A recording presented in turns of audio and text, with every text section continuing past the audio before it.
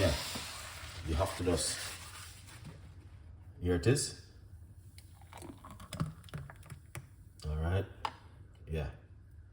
Now, if you like, you know.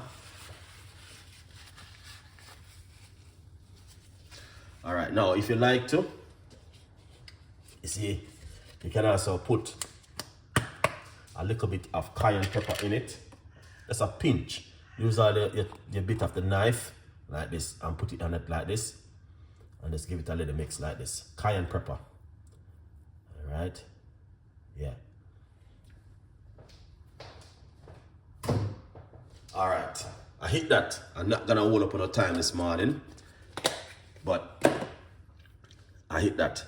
Look at that, guys. That is fantastic, lovely, and also delicious. And I want you guys to make sure when I make this